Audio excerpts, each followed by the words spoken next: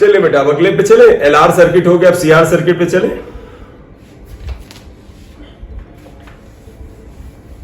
चलिए नेक्स्ट है ये पांचवा आएगा सीआर सर्किट। सी मतलब कैपेसिटेंस, आर मतलब रेजिस्टेंस। आप देखिए अगर एक कैपेसिटर आप बना लें, एक रेजिस्टर आप बना लेते हैं, ये कैपेसिटेंस रेजिस्टेंस, और इनमें अगर आप एक वही एसी सोर्स जोड़ेंगे बेटा, ये कोई डीसी तो हम जोड़ नहीं रहे हैं, एसी सोर्स जोड़ेंगे, वोल्टेज वी है, बोथ आर इन सीरीज बेटा। जब दोनों सीरीज में है तो करंट आई तो दोनों में सेम ही जाएगा, आई आएगा। फिर वही देखिएगा ये वोल्टेज अप्लाइड वोल्टेज है, इसके क्रॉस वोल्टेज को हम वीसी से लिखेंगे, रेजिस्टेंस के क्रॉस वोल्टेज को वीआर से लिखेंगे। अब आपसे मेरा प्रश्न है, क्या VC plus VR equal to V लिखा जा सकता है?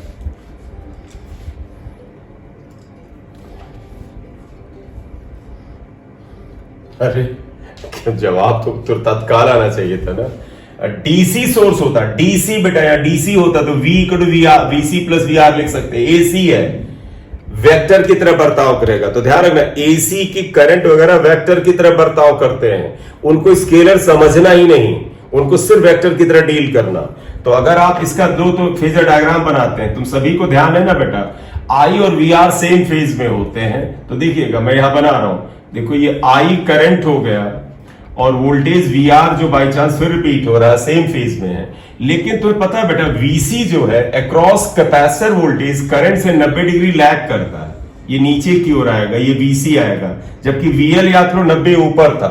अब देखो करंट तो एक ही है, कोई टेंशन नहीं है, वोल्टेज दो है, इनका रिजल्टेंट निकालना पड़ेगा क्योंकि ये वेक्टर की तरह बर्ताव करते हैं। तो आप क्या लिखोगे, ये आएगा।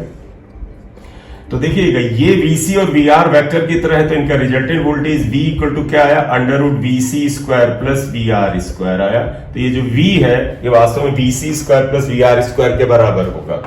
ये एंगल फाई आएगा, तुम गौर से देख सकते हो, आई से ये जो रिजल्टेंट वोल्टेज वी है, अब फाई एंगल लैग कर रहा है। तो अगर तुम्हें ये फाई निकालना है तो tan फाई इक्वल टू, देखो बेटा ये अगर VC के बराबर है तो ये वाला एरो जो होगा ये भी VC के बराबर होगा। tan phi equal to perpendicular upon base आएगा, यानी VC अपॉन VR आएगा। बोलो थिंग्स आर क्लियर? इसे फेजर डायग्राम कहते हैं बेटा। ये phasor diagram why, because we are representing this diagram with the phase difference between I and V। यहां से बना रहे हैं, वापस आइए देखिए, बताइएगा रिजल्टेंट वोल्टेज क्या होगा, कोई आंसर बताएगा? Under root V R square plus VC square. बहुत बढ़िया। बट तुम्हें पता है बेटा, बट हम यहां लिख रहे हैं, देखिएगा V R square plus VC square, but V R equal to I R होता है। कृपया आप बताइएगा बेटा वीसी इक्वल टू क्या होता है? याद करो आई की जगह आई होगा और कैपेसिटर सर्किट में आर जैसा काम एक्सी कर रहा था, याद आया पिछले लेक्चर में हो गया था एक्सी, इसे कैपेसिटिव रिएक्टेंस कहते हैं। तो V equal to under root बेटा I square R square plus I square XC square आएगा। आई को कॉमन निकाल लो तो अंडर रूट ये वीसी है, R square plus XC square आएगा। तो देखो ये वी है, ये आई इधर ले आते हैं, तो देखो V upon I equal to under root R square plus XC square आएगा। बिल्कुल पिछले जैसा। अगर आप गौर से देखो ओम्स लॉ से कंपेयर करें तो क्या बात निकल के आती है कि ये जो टर्म है ये रेजिस्टेंस के इक्विवेलेंट है, और इसे भी effective opposition in CR circuit कहेंगे, और it is also known as impedance. अब बेटा मिक्स सर्किट में रेजिस्टेंस को इंपीडेंस ही बोला जाएगा, ठीक है? तो यहां क्या लिखोगे, comparing with Ohm's law. Ohm's law से अगर कंपेयर करें, और वो क्या है, V upon I equal to R. क्या क्लियर है? आर की जगह ये टर्म है, क्या क्लियर है? It is clear that under root R square plus XC square is effective opposition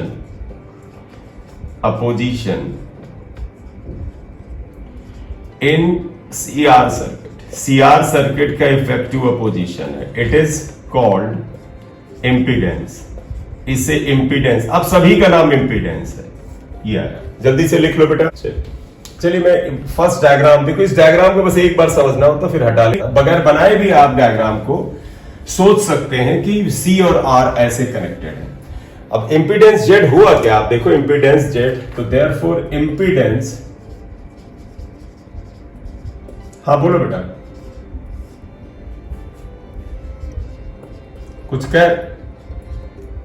कुछ आंसर कर रहे हो या कुछ, अरे सर मतलब कुछ गड़बड़ हो गया?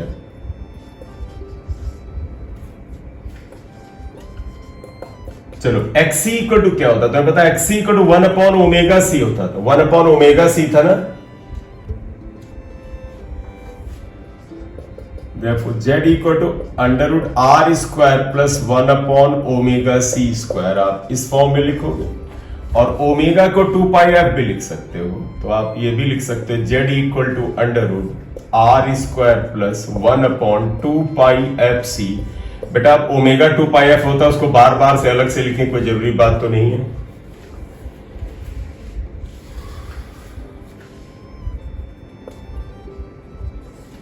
X3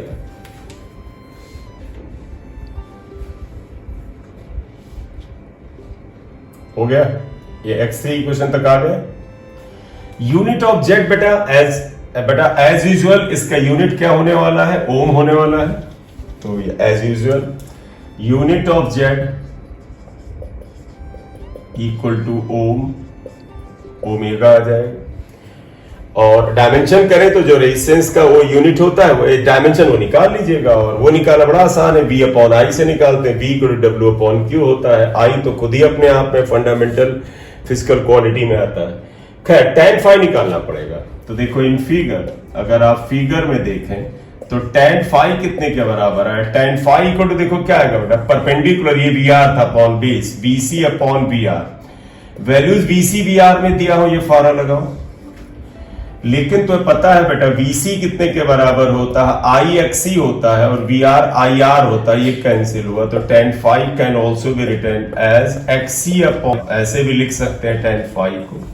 तो देयरफॉर देखो बेटा tan phi equal to VC by VR था, VC is IXC, VR is IR, II cancel, therefore XC upon this। लेकिन तो ये भी पता है कि XC equal to 1 upon omega C होता है। तो therefore tan phi can also be written as 1 upon omega CR, और जरूरत होगी तो ओमेगा को 2 पाई f लिख दें। तो लब्बोलोवाब के आप लिखो, मैं मिटा नहीं रहा हूं। लब्बोलोवाब क्या निकला कि जो सीआर सर्किट होता है, देखो बेटा उसमें जो करंट थी उसकी तुलना में वोल्टेज जो होता है फाई एंगल से लैग कर रहा होता है, नीचे आ रहा होता है, लैग कर रहा है। और जब लैग, बस यही लिखना है यहां पर, तो यहां पर क्या लिखोगे? हेंस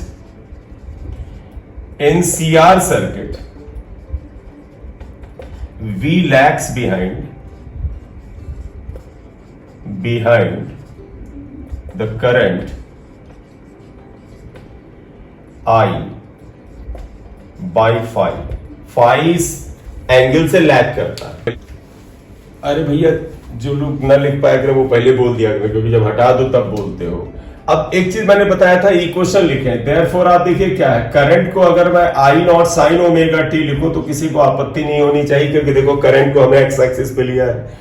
वोल्टेज देखो ये है बेटा, और ये साइन से फाई एंगल पीछे है, तो आप इसे कैसे लिखोगे? आई नॉट की जगह वोल्टेज को लिखोगे V naught sine omega T. बताओ आगे होता तो प्लस फाई, पीछे है तो क्या लिखेंगे? Minus phi. बोले माइनस फाई, तो यहां वोल्टेज ही आएगा। ग्राफ बनेगा बेटा, ग्राफ बनाइए बेटा, जब ये लैगिंग वाले से मैच करके जरा ग्राफ बनाइए सोच समझ के। ये टाइम t है, ये वोल्टेज V और I है, हम I को बेस लाइन से लेके चल रहे हैं।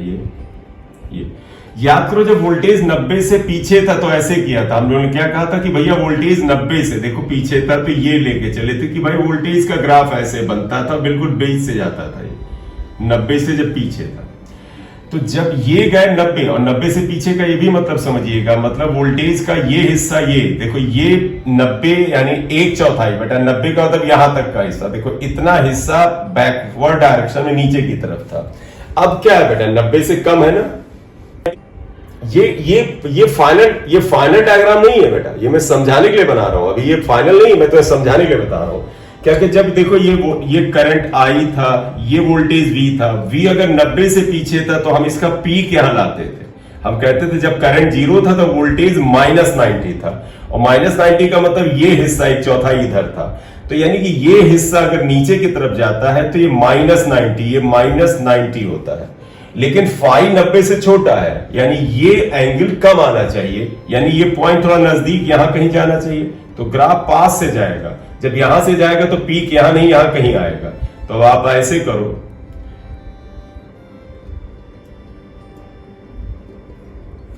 देखो ग्राफ का पीक कैसे जाएगा, आप कहोगे कि सर ये आएगा और पीक यहां कहीं जाएगा, ये तो ये यहां से आगे से ग्राफ जा रहा हूं।